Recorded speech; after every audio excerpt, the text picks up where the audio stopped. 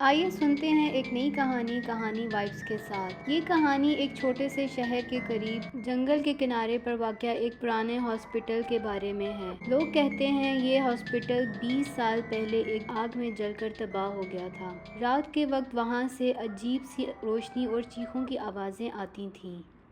علی اور اس کے دو دوست سارا اور حمزہ ولاگ بنانے کے لیے وہاں گئے۔ جیسے ہی وہ اندر داخل ہوئے، فضا اچانک ٹھنڈی اور بھاری سی محسوس ہونے لگی۔ انہوں نے ٹارچ آن کی اور ریکارڈنگ شروع کر دی۔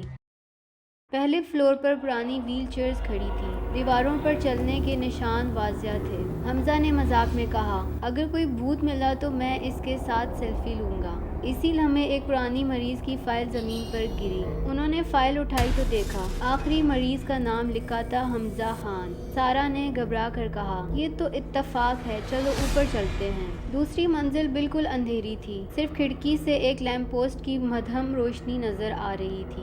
اچانک ان کے کیمرے نے دروازے کے پاس ایک سفید سا سایہ ریکارڈ کیا، مگر جیسے ہی انہوں نے ٹارچ اس طرف گھمائی، وہاں کچھ بھی نہیں تھا۔ جب وہ آپریشن تھیٹر کے قریب پہنچے، ایک پرانی سی سرجیکل ٹیبل خود بخود ہلنے لگی۔ علی نے کہا، یہ ہوا سے ہل رہا ہوگا۔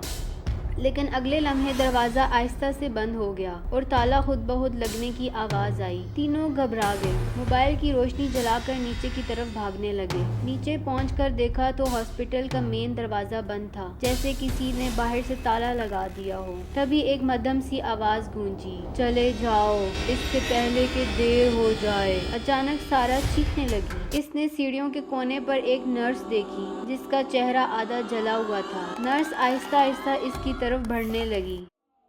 کیمرہ زمین پر گر گیا، ویڈیو دھندلی ہو گئی، صرف قدموں کی چانپ اور چیخوں کی آواز باقی رہ گئی۔ اگلے دن پولیس کو صرف ان کا کیمرہ ملا جس کی آخری ریکارڈنگ یہی تھی۔ کہا جاتا ہے آج بھی اگر کوئی اس ہاسپٹل میں کیمرہ لے کر جائے تو وہاں کسی کے قدموں کی آواز ریکارڈ ہوتی ہے، مگر کوئی نظر نہیں آتا۔ تو دوستو، یہ تھی آج کی کہانی۔ اگر آپ کو کہانی پسند آئی ہو تو ویڈیو کو لائک کیجیے، اپنے دوستوں کے ساتھ شیئر کیجیے، کمنٹ ضرور کیجیے گا اور کہانی وائبس کو سبسکرائب کرنا نہ بھولیے۔ ملتے ہیں اگلی کہانی میں، تب تک کے لیے اللہ حافظ۔